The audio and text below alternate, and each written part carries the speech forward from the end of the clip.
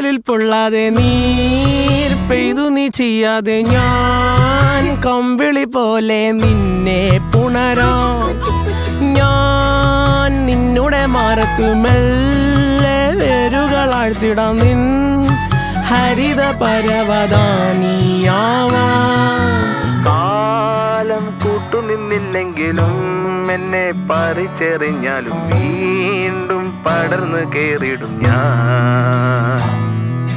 കാലം കൂട്ടുനിന്നില്ലെങ്കിലും എന്നെ പറിച്ചെറിഞ്ഞാലും വീണ്ടും പടർന്നു കേറിടും ഞാൻ.